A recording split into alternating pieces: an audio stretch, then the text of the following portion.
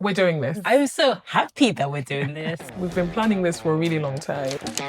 It's mum time. Unfiltered. Uncensored. Going back to work is all well and good until your son is sick. Yeah. Because you didn't speak up for yourself when you were in my position doesn't mean that I should not speak up for myself now that I'm in your position. I'm not going to be on the big contracts. I'm not going to be on the big project because there's an assumption that flexibility means less commitment. When you deny flexibility to a working parent or a mum, you are essentially pushing her out of the workforce. Welcome to MomAmplified. Welcome to MomAmplified. Let's go. So we're doing this. I can't believe we're doing this. Can you believe we're doing this? I'm so happy that we're doing this. It's been a long time coming. Definitely been a long time coming. It's the podcast that made it out of the group chat. We've been planning this for a really long time. And you know the realities of being a mom. You plan things, life plans its own, your kids have their plans. But today, on this date, it's mum time. We're doing it. Let's we're talk. Going for it. So I don't know what to say. Should I say welcome to the MomAmplified podcast? 100%. Is it podcast or is it like sofa chat? It's a sofa chat. It's a conversation, I think. Come into our living room. Can I call it? No old bod. No topic is out of bounds. Yes. Let's talk about it. We're going for it. We're going for it on, can I say unfiltered? Unfiltered. Uncensored. Exactly as we are. Not all corporate-fied or whatever that word is, but just ready to go for it. So welcome to MomAmplified. Welcome to MomAmplified. Let's go. Okay. Good. I mean, part of why we're able to do this today is because of the amount of support that we have received today. We basically have a nanny on board. Yeah. We've got the babies. We've got the dads. We've got the dads on because board. that's super important. Without them, like, could we do it? Yeah. I don't think so. Yeah. We have like pickup plans. Yeah. We have a schedule. We have a schedule today. We're like, okay, so this time is pick up. So we have this many hours to do this and get the right. And, you know, that's what it is. Yeah. So you're seeing us sad here, but this is hours of planning, effort, and a lot of support. So, you know, I don't want anyone to feel like, oh my goodness, how are they suddenly doing a podcast again? Yeah. I can assure you we're doing a podcast because we have a lot of support to be able to make this day possible, both in morals, like moral support, and financial support. And I think that's the reality that a lot of people are not talking about at the moment. 100%. And I think it's, even when you're thinking about what support looks like for mothers, I think people try to go really grand and think about, legislation or policies, but there's kind of the micro support that you receive, kind of the internal support that you receive from your village. And I'm saying village because it really does. It does take a village. It takes a village. And I think we need to talk about that more. That village might look very different in each circumstances, but there still needs to be a village. Yes. Right? You need a village. You can't do it on your own. Many have gone before. And many will still go after you. You need a But the village reality around of you. it is that you end up not doing it without that village, without that support, right? And I think that's the point. And you know, they talk about women and mothers not lacking, you know, ambition or not, you know, wanting to do stuff. And it's not because we don't want to do something. We lack that support. We lack that village. You that need community. Yeah. I mean, it's two things. It's either the support's not available, or I think sometimes the support is not relevant. So it's two things. Support might not be available. Support might also not be relevant. I mean, what does support look like to you? Like, I'm not even talking from a work perspective. I'm just talking about just in general. What does support feel like? I think it's what we have today, right? You know, my husband is looking after our children. And that means that I can take time and do this, right? We have to think about how we did this morning. You know, you shower him, I take her, I feed her. And I think to me, that's support. It's being able to pick up the phone and say, I need this. You know, even from a basic level of, you know, do you have 2 hours to spend with my play dates? Yeah. People they don't take advantage of play dates because having mom support, other moms in your community or my friends. I mean, I'm so blessed that I have like mom friends. Yeah. Even, you know, outside the family. Yeah. And that means that I can just, you know, call up my friend, and I have called them up. They know. And then, you know, can we do a play date? But then it means that I can go upstairs and be doing something else or be somewhere else. Yeah.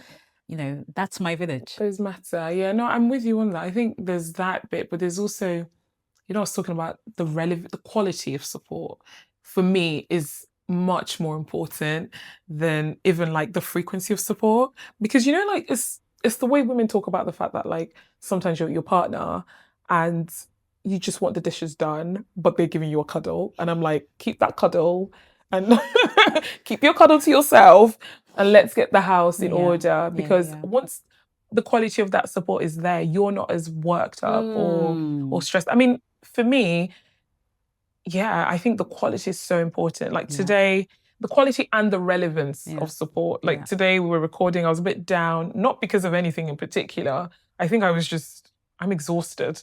There's a lot that's happened today. And I think just my partner coming on set for about 2 minutes to mess about actually brightened up my mood. I felt a bit more like, I've got a bit of energy, you know, because you're just, there's the mental workload that you're dealing with on a daily basis.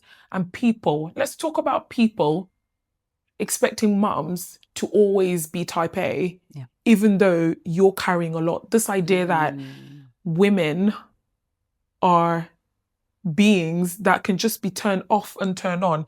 Why are you not jolly? Why are you not in a happy mood? Why do I have to be, you know, there's that, it's a vulnerable thing to admit. But really the truth is when you're juggling so much and you're not getting enough support, you can't expect people to just always be on.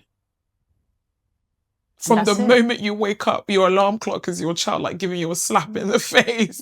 Most times, wake up, mummy, wake up, mummy. Yep. But then when you meet people, they expect you to act as if you're not, you know, a mom or you're not dealing with all those things. So yeah, that's for me around support. Quality support looks like the right support at the right time. That's the most important. I mean, should we talk about like support at work? What does good support at work look like? And what does bad support at work look like as well? And I think that was the point I was even going to bring up, because support is all well and good at home, but when you're also, you know, working or in some sort of employment, there is that support that you need. And I don't think that's talked about a lot more, because you're thinking about it as, okay, you've chosen to have this child now, and so you need to deal with it, right?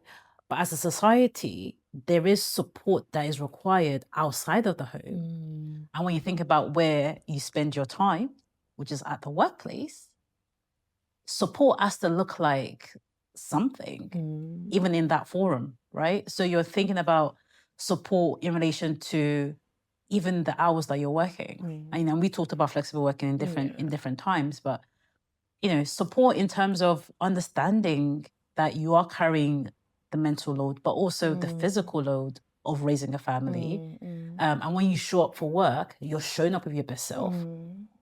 But don't always expect me to be just on. There. I mean, did you feel supported when you had your son? Do you know what? And again, it goes back to the point about what does support look like. When I returned back to work with my first child, especially, I don't know if I felt that support. And that's just not saying that support wasn't there.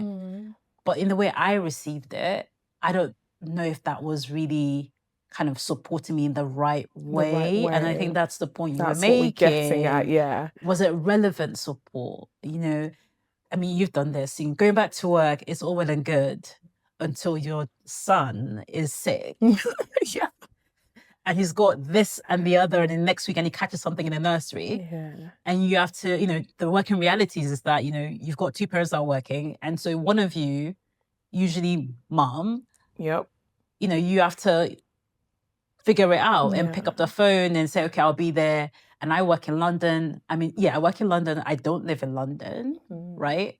And so how does that work, right? And then you're you're looking for that support at work. You're looking for that understanding, because support can also be understanding of like, I know But then what are you're you going even through. willing to, my thing as well is that, just off what you just said, the support, you need support, but are you even willing to ask at that point? Or are you feeling, you know, that I don't want to say it's that paranoia, but you're a bit like, I've literally just returned. I'm trying to prove that I can do it. I'm still the same person. Yeah. Like, do women even feel confident enough to request support and quality support once they get back to work? Do you even feel that way at that point? And it's a very good point that you've made. I think even, again, taking it back to me, when I returned back to work, I definitely felt like I couldn't ask for the support, even an understanding. So I think the first time I went back, my kid was sick. I tested it out with my manager, who was also a mother at the time, right? And I was like, I have to go, my son is sick. And even that reception, and I'm not saying there was anything negative that she said, but it was almost like the next time I went back into work, the next day, then there was little comments here and there that are made. And again, not negative, but just,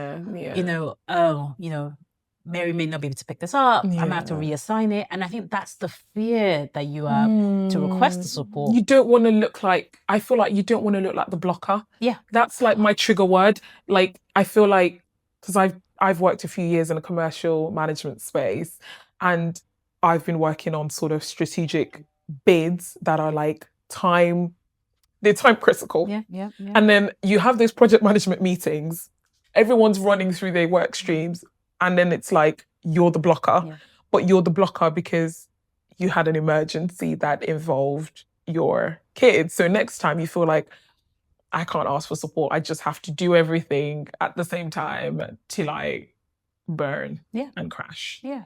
And I think it's such a shame, because you think about organizations and their policies, right? And you're like, in theory, the policies are meant to support you.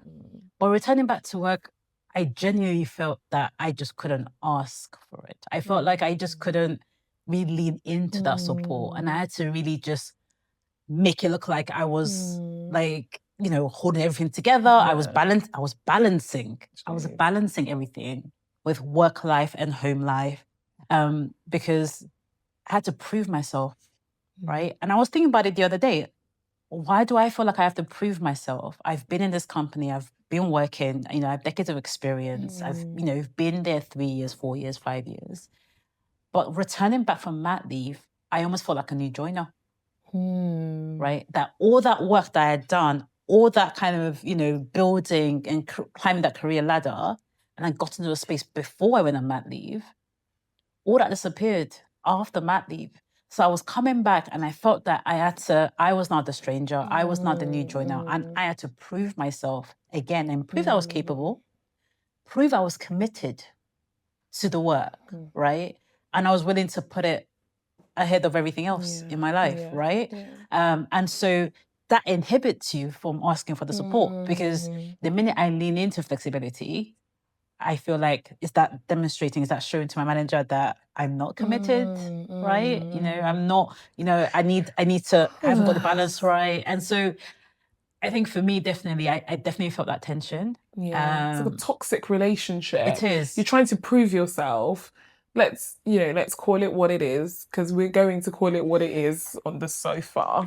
I've had enough of like all the flowery mum conversations. It doesn't get anything done. It doesn't get things changed. It doesn't. And I just, it's like a toxic relationship. You're going back and you're trying so hard to prove yourself, but at the end of it, it's not going to get anything. It's not going to get anything done. You're still kind of sidelined in some ways. I mean, you still feel that, are you really showing up at work? Are you really showing up at home? Right? And that's what we have to deal with, right? Yeah. And it's fine. I think for me, I'm happy to show up at work. I want to show up at work. I want to be there. I just need some understanding. I need some support. And that support might look different from the support that you need. Yeah.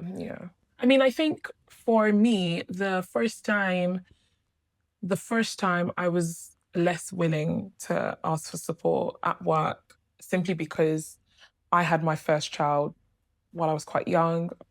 And all that was ringing in my head during that period was hearing people say, you've had a child young, your career's over. I felt like there was no kind of in between. And I was so bent on proving that this is not me. So I returned to work 4 months after the birth of my first child because I had to prove to myself that you're still in there and you're still capable of so much. So I didn't ask for support. I mean, I didn't even declare I had a child. Wow. When I interviewed I went for a new role. Serious? Yeah, I did not declare I had a child because legally you don't have to. You don't have to, yeah. And I felt like men do not declare that they have a child when they're going for their next job. And for me, it was a job that was going to take me to the next level. I had a career plan. I'm a planner. I had a career plan. And I think at that time, I was like, me having a child was not going to stop my career trajectory. So I went ham. I was applying for jobs.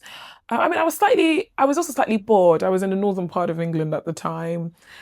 It was fun while I was pregnant. I had the kid and I thought, oh God, like this is, I need to get back in the game. So I didn't declare that I had a child. I interviewed, and here's the irony, it wasn't obvious. They did not know that I had a child. And I got the job. And I did that because I didn't think they were going to give me that job if they knew that I had a child. And we need to be honest about that. Yeah. This whole idea that we're protected by the law versus the reality. I got the job and then I declared that I had a child after I got the job because, yeah, you'll need to know that I have a child. And, I saw the look on the faces like, whoa. But why should it matter? Why should it matter that you had a child? Exactly. It should have just been amazing. Good, because if my partner had gone to work, he would have gotten a different response. Yeah. I mean, there's stats that prove it, that show that men are more likely to be promoted after becoming fathers in comparison to women at work. Well, that's why women have a detrimental effect on their careers once they declare that their mum. So yeah, I mean, I didn't ask for support. I was going all guns blazing. Whereas the second time, I was a lot more vocal because I felt like I was in a place of work where I'd been for years. Yeah. So I don't know I think that plays a part. I'd been there for years. I knew that place of work understood my competencies. And I felt more confident to be able to say, do you know what? I'm actually going on, I'm going to have a child. But actually, no, the irony of that actually is that before my second child, I went for a much more senior role at my same place of work. And again, I did not declare that I was pregnant. But this is the point about confidence, isn't it? Right? To go for stuff. To go for things. And I think even once you have a child, this is the thing that they don't tell you. Once you have a child, your mentality shifts. And you're really thinking about, especially if you're thinking about your work, you're like, okay, how can I do all of this and still juggle this? So automatically you're like, okay, well, I need to get from A to B. I need to climb this ladder. And so you do. And you just get on with it, right? Because you know that there's no time. You're like, I've got to pick up and drop off. So you have to do all this stuff. And so you're like a lot more focused about how you approach even your career, right? Yeah. And I think that's one of the joys of motherhood that I think the workplace doesn't really appreciate. They think it's the other way. Like, okay, mothers will come back and they're less committed. And it's no, actually, we're a lot more focused. We know what we want. And actually, we're able to juggle and balance everything together. I think achieve some sort of balance with it, right? So I think that's something that I think our workplaces don't appreciate a lot more. We do at the time. Because I think a lot of it is it's really why don't our women, our mothers asking for enough support? That's one question that I think needs. We do need to be more vocal. And then this is the thing. I mean, again, I listen to a lot of podcasts and you can tell there's a lot of issues, but to what extent are we being vocal about those issues? Are we vocalizing those issues? Yeah. They talk about the concept of quiet quitting. For mothers, there may be a version of that. We experience these things and we are more likely to go look for a new job than to actually speak up in our workplace and, talk about the fact that actually, that support Yeah. wasn't there, Yeah. or you didn't feel it, or it wasn't practicalized, or actually your manager, wasn't as supportive, right? There's this fear of how we're But do perceived. they know? So there's a side of we asking for support, but on the flip side, do they know how to support us? I think it's just a question. I don't have like a strong view on it. Well, I do actually within I do within different contexts. I've had different managers. I've had like supportive managers and managers that were just like clueless on that, that's a topic for another session on this. I was going to say, because I have a controversial point on that. Yeah. The best support I've received has actually been from male managers. That's interesting. That's interesting you say that. Why do you think that is? To be honest, I don't know, because I would naturally, I would think that, managers that are mothers, they get it, right? You've been through it. So therefore, like, if you see somebody going through it, naturally you'd expect that support. But for me, and again, I'm not speaking on my experience here. I don't want to speak on anybody else's experience. I feel like the male managers I've had just, you need to go pick up your child, you go, right? I think well-being was more at their forefront, and maybe that's because they have to actually think about it, being who they are. But again, I had a wonderful, wonderful manager, and he was so supportive when it comes to work. I never felt in any way, shape, or form that I was dealing with a project and I needed to go, that he would sideline me. I never felt that. And I never got that, right? And he would always be like, okay, so how can we make it work? You need to work from home today? Okay, fine, we can make that work, right? Whereas I felt like with my female managers, I had to give a lot more explanation. And I don't know if we hold ourselves to a different standard. Again, I don't want to like prejudge the answer, but it's been interesting. I mean, again, over decades of experience working, became my son is 3 years old, right? So in the last 3 years, I really kind of had to think about what support looks like for me. And in that period, I've had multiple managers, right, in my workplace. And the support I really appreciated that was relevant. Going back to that point around relevance, it came from a male manager. So again, controversial. I don't know. You tell me. I mean, I've had varying experiences. I've had female managers who were super supportive, but I've also had female managers that weren't great. I don't know. I find that male managers tend to be very black and white about things. They're more about sometimes your delivery. Like, are you going to deliver that on time? And they're all well and good until you don't deliver it on time. And then if you don't deliver the work on time, then you're then back to that whole, it's because I'm a mom. But if you were delivering on time, I find that men don't really care. They just like, you got it done. Or the manager doesn't care. They don't really care. And I think that speaks to a lot of how managers should approach these sort of situations, right? If you're more delivery focused as opposed to rewarding presenteeism, right? I think for those types of like kind of how you manage people, that sort of works with mothers a lot more. And I think maybe that's how I felt. And it's a great point that you made. Like, he was very delivery driven. I think they're more delivery driven, and it's great. The only risk with that is that it doesn't take into account the reality of your life, because they essentially is still in a really messed up way fostering that idea as so long as you being a mom does not affect the job, it's good. But it's almost like just blank out that bit. Like, I don't want to do whatever you need to get done, which is nice on one end, but on the other end, it's like, but if that affects your work, then it will be taken into account. They wouldn't say anything about it, but it will be on your record, for example, that, that work was delivered at this time or that time. I'm talking more from like can I say scientific perspective? It's just very this or that. Whereas I feel like women managers are a bit more nuanced. So you might not get the support in the conclusion, but they're a bit more nuanced in understanding what's going on. But I feel like there's been situations where some women managers feel like because they've been through a really difficult time getting to the top, you should also go through it. I had a manager, you know, at a point who What is that? Please, just tell me what is that? Yeah. Right? Because you struggled doesn't mean I have to struggle. I'm sorry. And because you did not account for yourself, because you didn't speak up for yourself when you were in my position, doesn't mean that I should not speak up for myself now that I'm in your position. 100%. Because that for me that's the big, like, you didn't do it for you. Yeah. And that's why, you know, you've heard a lot of things about, you know, Gen Z. Yes. Gen Zs just do not care. They don't. Like, they do not care. They don't. They will